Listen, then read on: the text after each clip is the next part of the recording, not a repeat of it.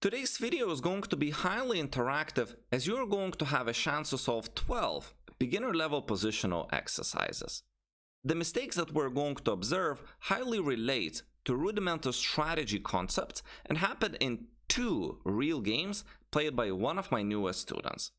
In most exercises, I will be giving you 2 options, one out of which was played in the game and one which is a better move that resonates with the positional principles. If you're ready, let's begin.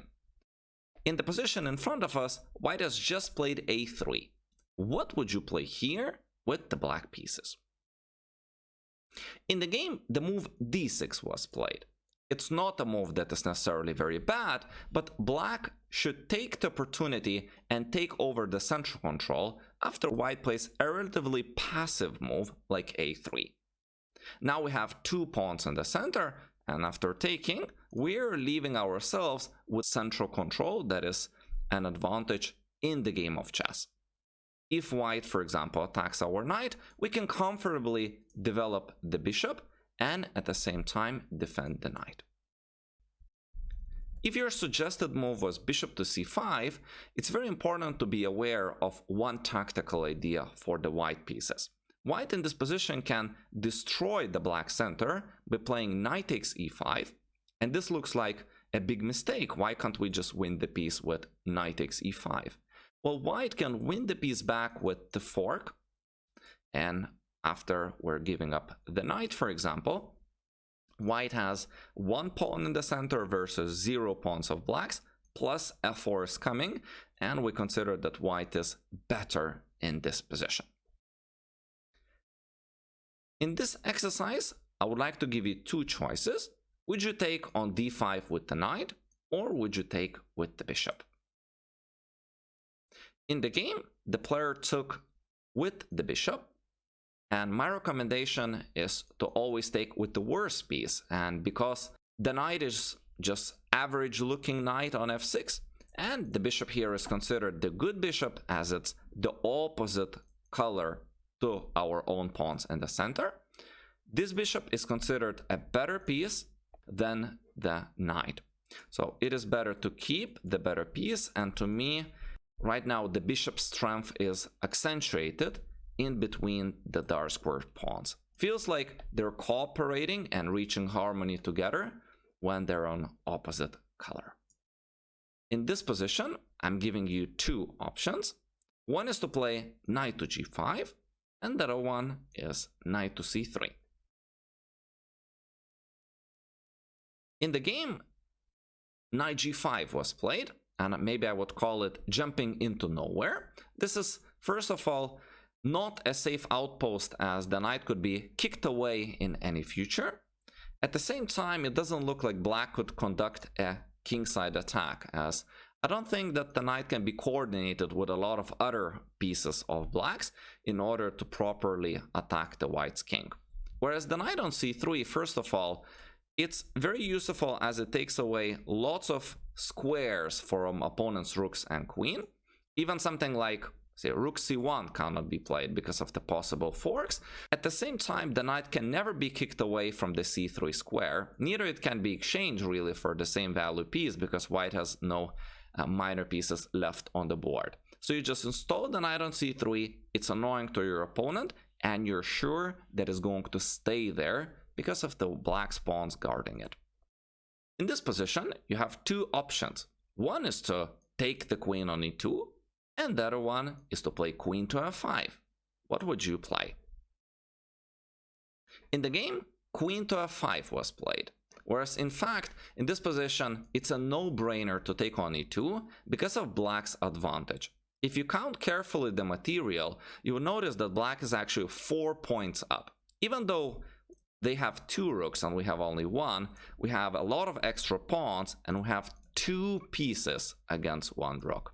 Black has a huge material advantage, so simplifying the position, entering a position where even our king on f7 is not in danger anymore as the queens have left the board, and from here on we will try just to reach harmony with our pieces. First of all, perhaps improve the king, put the rook on open file, get the knight somewhere nice place, like say knight will be okay on c5, maybe even get this bishop outside the pawn chain, and then move the passed pawns that we have to make a new queen and promote it into a victory. In this position, I'm giving you two choices. One is to play queen to g5 and hope to attack the king. The other one is to play king to f8 and hope just to coordinate our army and resume with our pawn storm pushing, trying to make a new queen, not hoping to attack the white's king in the near future. Which plan and move would you go for? Queen g5 or king to f8? In the game, queen g5 was played. I think this move just ignores the problems that we have. Currently, our king is somewhat in danger. Our knight cannot also move because of the pin. What is this lonely queen gonna do against the white's king?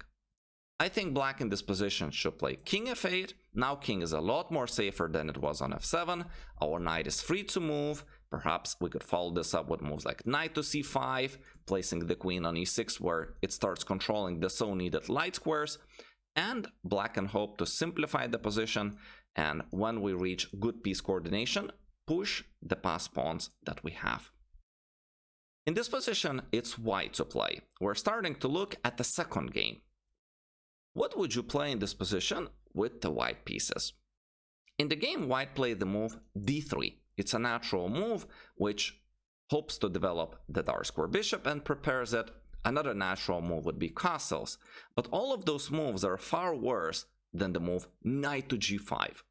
We're breaking the opening principles and we're moving the same piece twice, but we're doing so for a very good reason. We have a tactic. There is no way for black not to lose any kind of material here. Even if they play, for example, the move like bishop e6, this is attacked 2 times, and at the very least, black is losing a pawn. So the correct move here would be knight g5. Now, what to make a comment that if, for example, we play d3 and our opponents play bishop e7, now I no longer like the move knight to g5 because of black's castling opportunity. This time the pawn on f7 is guarded, and even if you think you could take this twice, you're exchanging 2 pieces for a rook and a pawn, not 1. And in chess, you have to know that 2 pieces, for example, bishop and knight or 2 knights, are much better than a rook and a pawn. This is a good trade for black, not white. So if we don't play knight g5 now, the opportunity might run away from us. In this position, black has just played the move knight to a5. They want to attack our bishop and take it. I wonder, how would you react with the white pieces in this position?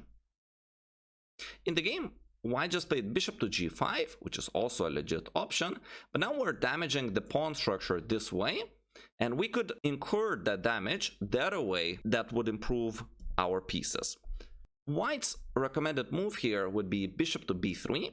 And this time, if knight is taking our bishop, we could open up the a file and we keep our pawn structure together. There are no pawn islands. It's one big ship, you could say. And at the same time, the a rook starts attacking along the a file. I think that if we were to try to escape the knight's attack with bishop to b5, we will be simply chased away with moves like c6, then b5, and eventually you would end up still on the square b3. In this position, black has just played a5.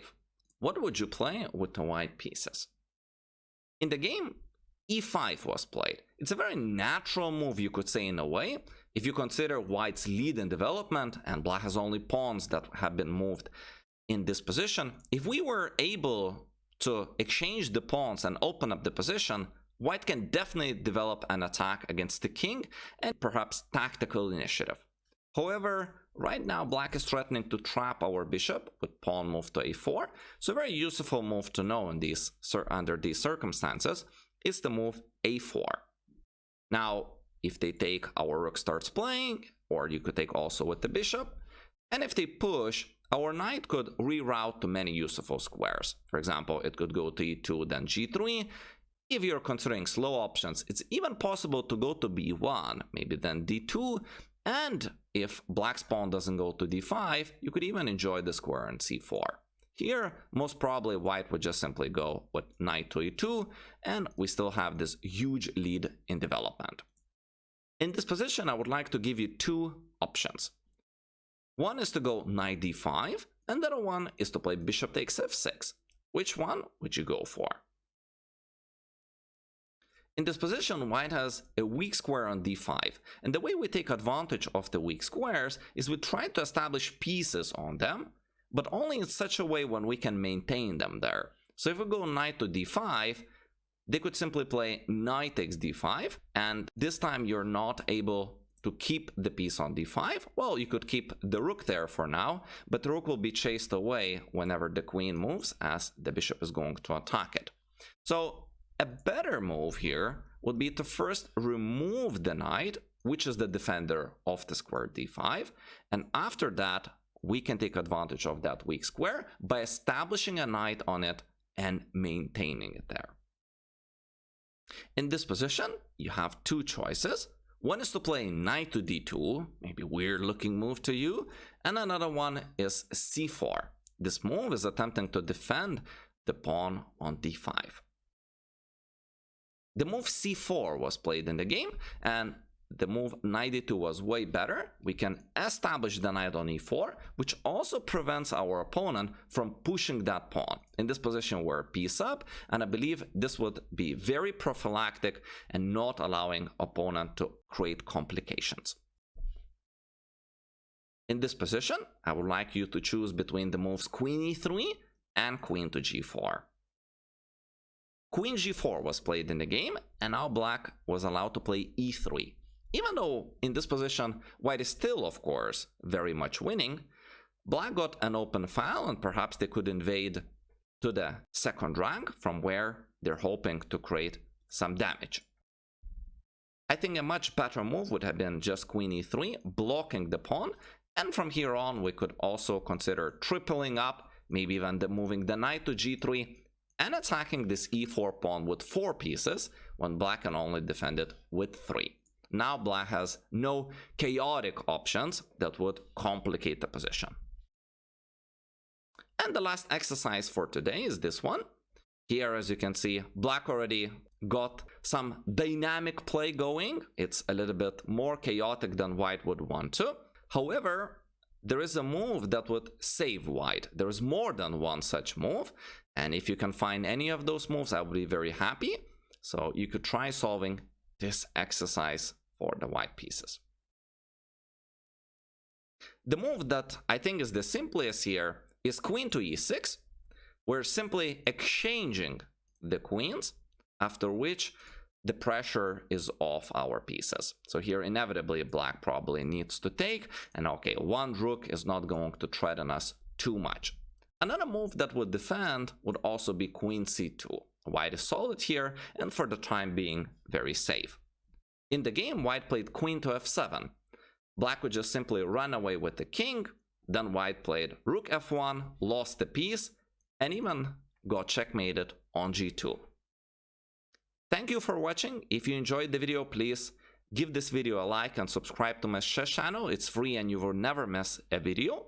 And you could also consider hiring me as your personal online chess coach. That's my full-time job for almost 10 years.